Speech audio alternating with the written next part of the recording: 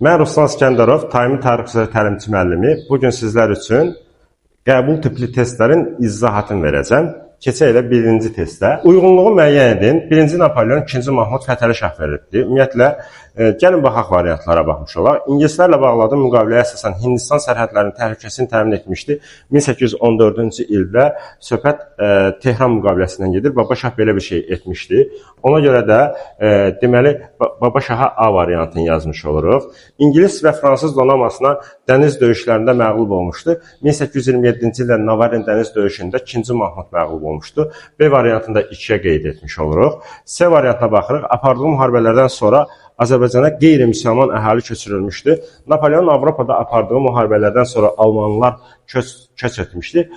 Çar Rusiyası da, Aleksandr da onların Azərbaycan ərazisində məskunlaşmasına icazə vermişdi. Gəlin 2-ci Mahmuda baxaq. 2-ci Mahmudun dövründə isə 1829-cu il Ədirnə sülh müqaviləsinə əsasən ermənilər köçürülmüşdü.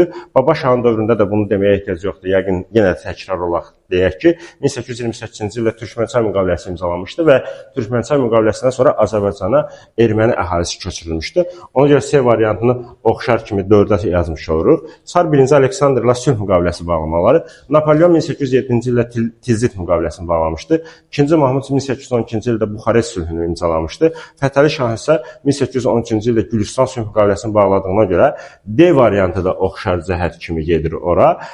Y variantına baxmış olsaq, Vestfaliya sülhündən sonra yaranmış mövcud vəziyyətə, statikoya son qoymuşdu.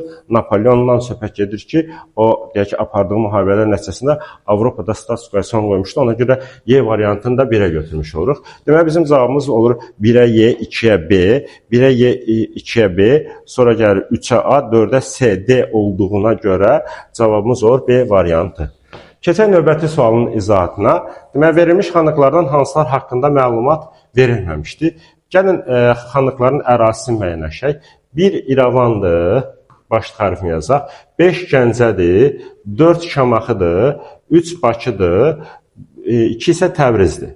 Gəlin, baxaq görək. Deməli, həm Qacarlar, həm də Əfşarlar sülaləsi tərəfindən idarə olunmuşdur deyirsə, bu İrəvan xanlığına aiddir. 1755-ə qədər deyək ki, bir sülalə, 1755-dən sonra isə digər sülalə idarə etdiyinə görə birin üzərindən xətt çəkirik. Növbətə baxaq.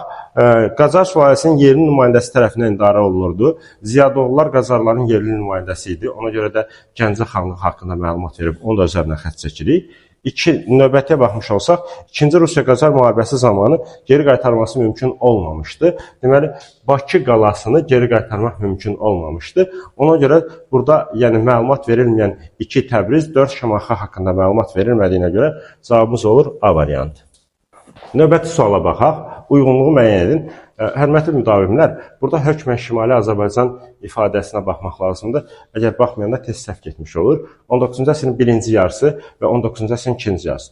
Natural vergisinin pul vergisi ilə əvəz olunması 1853 olduğuna görə A variantı yanlışdır. Qafqaz canişinliyinin yenidən bərpa olunması 1905-dir. Ona görə bu 20-ci əsrin əvvəllərinə düşür.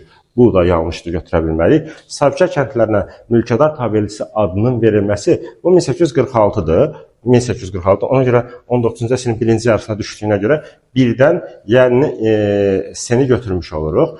Növbətiyə baxmış olsaq, 19-cu əsrin 2-ci yarısı Tənbəki üsyanının baş verməsi 1891-92-dir, amma Cənubi Azərbaycan olduğuna görə bunu götürə bilmərik. Niyə götürə bilmərik? Çünki sualın şərtində Şimali Azərbaycan deyib. Ona görə A variantını götürə bilmərik. İlk kapitalist müəssisəsi olan manufakturanın meydana gəlməsi Xanabad manufakturası Azərbaycanda 19-cu əsrin 1-ci yarısında yarandığına görə bunu da götürə bilmərik. C variantına baxmış olsaq, neft sənayesində iltisam sisteminin ləğv olunması bu 1872 olduğuna görə C variantını götürmüş oluruq. Deməli, testə baxmış olanda baxıb görürük ki, 1-ə C, 2-yə C. Elə variantımız isə D variantında olduğuna görə cavabımız olur D. Növbəti sınaqların izahında görüşmək ümidi ilə sağ olun, uğurlar.